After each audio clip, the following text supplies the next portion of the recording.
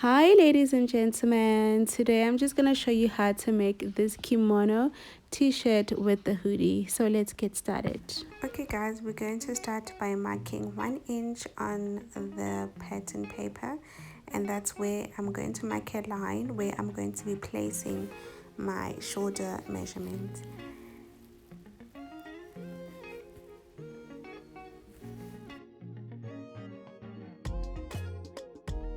So right from the shoulder line, I am going to mark my full length of the blouse. So I am going to mark 22 inches as my full length of the blouse. And then I'm going to add 1 inch. This is just for length. So if you want, you can add 1 inch just for length.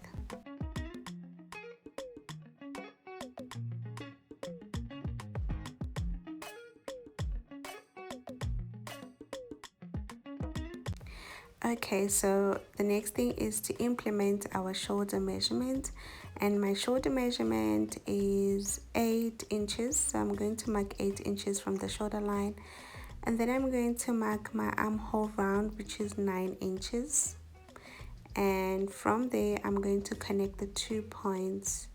So I'm also going to extend the line, and this line is going to serve as my chest line.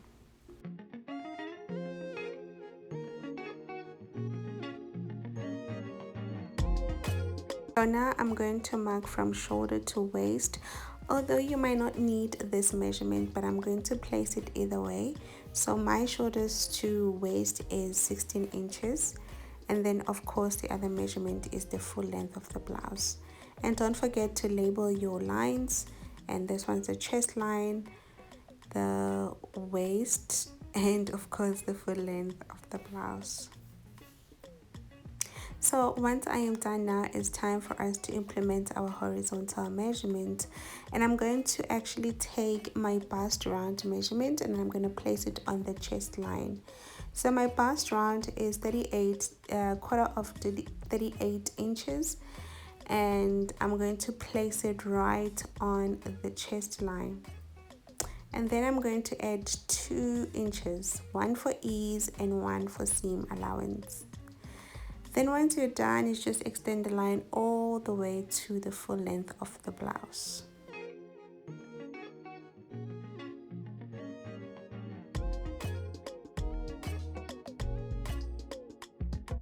So moving on to creating our neck width, I am going to do a 3.5 inches of a neck width, and then I am going to now, from that point, I'm going to create a shoulder slope. I'm going to go down 1/2 inch and then mark the 2 points to create a shoulder slope. And then once we're done, I am going to extend that line. So you have to measure from your shoulder point how long you want your sleeve to be. So mine, it's going to be from the shoulder point, it's going to be like 16 inches. So now you're going to connect it all the way with a straight line to the chest.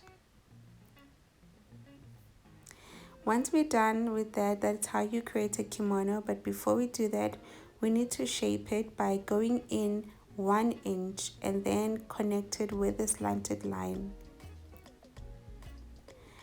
And then from the chest line, you need to go down 2 inches, and then you're going to connect the line with the curve. So if you don't know how this curve should look or how deep it should be, just go out by 1 inch and then you create a slight curve. And then moving on to my neck width, I am going to go down because I'm first creating the back and the front on the same pattern. So I'm going to start with the back by going down 1.5 inch. So I'm going to mark that neckline as back. And then again, I'm going to mark the front, which is 4 inches. And I'm going to also connect the 2 neckline. And this is going to be for the front. So this is how you draft a kimono top. So now we're going down to the bottom, where I'm going to be adding 1 inch for hemming.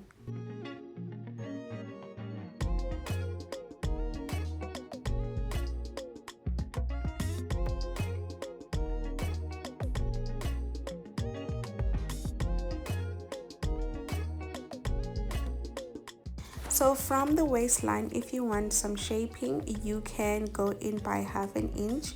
This is optional, but you can go in by 1/2 inch and just create or just blend in the line from the waist all the way to the full length of the blouse.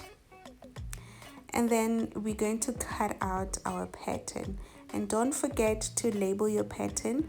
It's going to be on fold as you're cutting it. So before I cut, I'm going to add on the shoulder, I'm going to add 1/2 inch seam allowance right on the shoulder.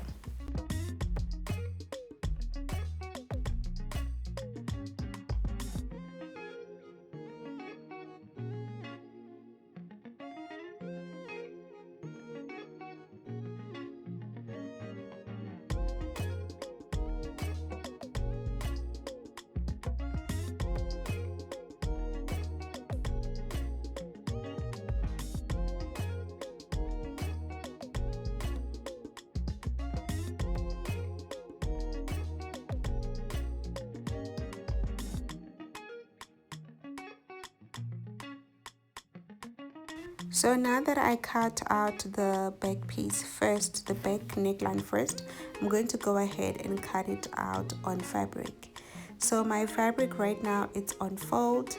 As you can see, I folded it, and I'm just going to place my pattern because I did cut out the front.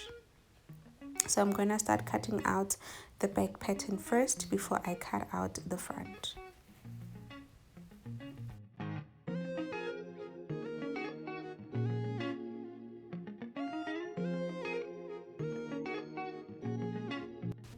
Now that I'm done cutting out the back, we need to trim out the front neckline and then place it on fabric and then cut it out like we did for the back.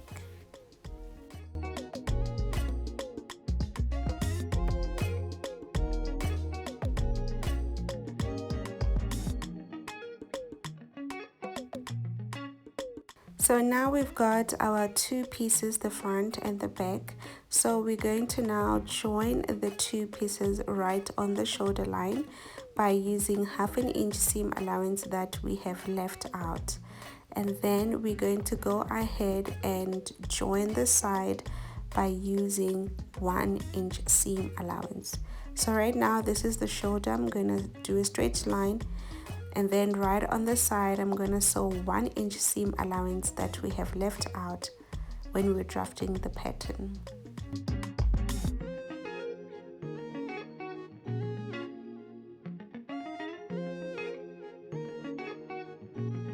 Okay guys, so I'm done sewing my 1 inch on the shoulder, or 1/2 inch on the shoulder. So as you can see, if you don't have any overlock, but you really want your garment to look nice and neat on the inside, so what I do is, as you can see that I've sewn, I'm going to fold in the seam.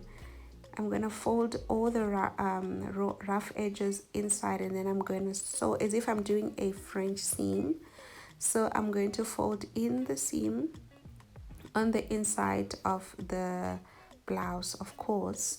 So as I'm doing that, I'll make sure that I'm not catching any fabric on the side. So I keep sewing in the seam, and I'm going to do this for the rest of this blouse.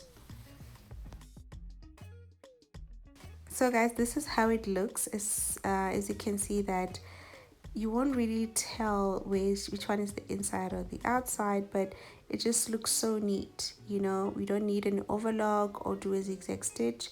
So you can do this on your garment also if you don't have any of the zigzag, or you don't like the zigzag stitch, or you just want your garment to look so nice. So now I'm also going to do the same thing on the side by sewing a 1 inch seam allowance on the side, and then I'm going to also fold in the edges like I did on the shoulders.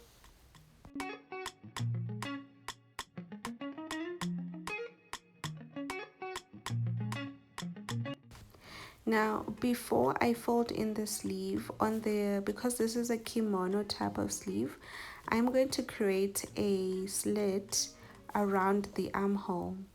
so that it can allow the freeness or the free movement of the sleeve.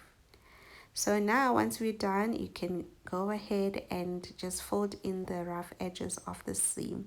Like I showed you what I did on the shoulders, you can also do also on the side.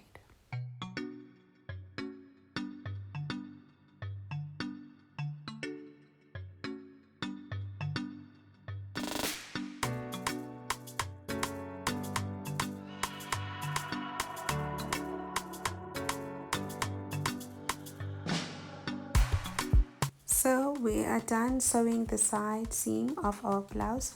Now the only thing that's left is for us to hem the bottom, including the sleeve also.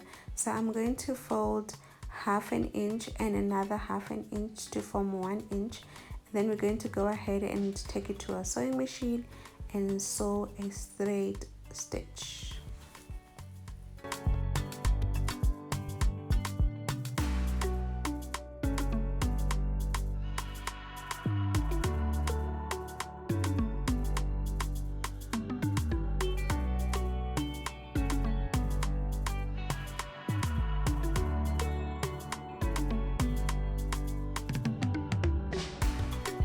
So again guys, I took my hoodie. If you want to check out how I actually drafted this hoodie pattern, I'm going to actually post a video on how to draft a hoodie.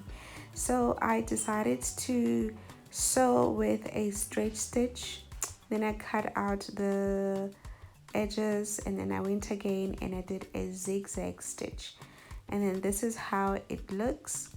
So once I'm done, I took my blouse, and then on the neckline, I had to find the midpoint of the neckline because the hoodie already has. So I joined the two shoulders, then I pinned or I notched the two sides or the midlines of the blouse. And then once I'm done, as you can see that I created the notch at the back and in the front, I took my hoodie and I opened it up. Then I joined the middle part of the hoodie, and then the rest I just pinned it all around until it met the front notch. Then I went ahead and I sewed with 1/2 inch seam allowance. So once I was done, I did again the same thing that I did everywhere on the shoulder, including on the side, by folding in the seam.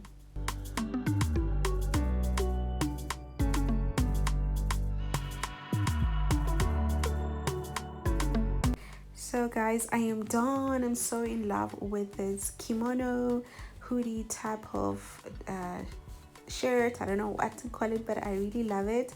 I'm going to wear it when I go hiking, put on my sports bra, and also just wear this on top because it's summer, it's hot here in South Africa, so this is the best top. So there is the picture on how it looks.